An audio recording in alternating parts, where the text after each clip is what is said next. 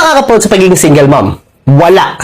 Tangina, hindi ko alam kung matutuwa ako, maawa ako sa napanood ko sa iyo eh. Sabihin na lang nating matalino ka.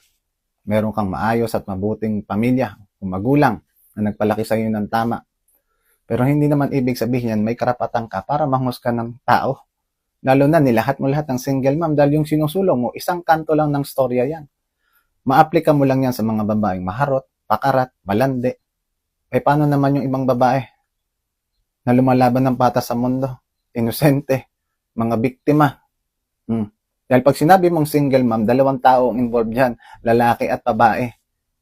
Kaya hindi mo pwede lahat ipasa lahat ng kasalanan sa babae dahil may lalaki dyan. Posibleng may kasalanan din ang lalaki dyan. Alam naman natin na may magaling na lalaki. Dahil sa umpisa pa lang talaga, alam na lolokohin ng babae. Tama ka, sinabi mo mas maging matalino sa pagpili ng lalaki. Nandun na tayo eh. Pero alam mo din na mayroon ding lalaki magaling talaga na malakas lang ng loob na pumutok sa loob pero walang paninindigan. Paano naman yung isang babae na wala namang ibang gustong gawin kundi magkaroon lang ng pamilya, magmahal, inosente, mangmang, walang alam. Masasabi bang kasalanan din niya yan? Eh paano kung sabihin sa'yo, paano kung meron kang isang kapatid na babae o anak na babae?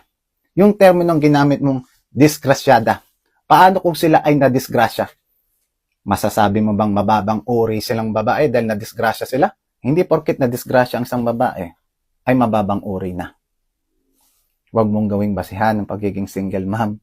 Gawin mong basihan yung karakter niya, abilidad, at kung paano siya naging matatag, itaguyod ang sariling pamilya niya mag-isa. Hindi ko alam kung may anak ka na. Dahil kung may anak ka na, alam mo kung gaano kahirap magpalaki ng isang bata. Lalo na kung ikaw lang mag-isa. Doon pa lang dapat proud ka na.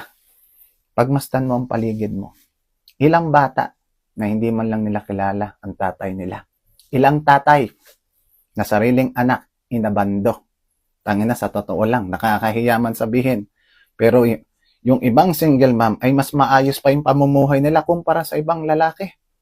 Para maintindihan mo yung sinasabi ko, papaliwanag ko sa'yo sa paraan na alam ko. Kunwari ikaw yung isang bata. Natangina, anino ng sariling tatay mo, hindi mo makita. Hindi mo alam pangalan, hindi mo alam kung sino. Nanay mo ang nagtuturo sa'yo, nagpapalaki sa'yo bilang isang lalaki. Nagbibigay ng bubong para masilungan mo, pagkain sa lamesa, tinutustusan lahat ng pangangailangan mo.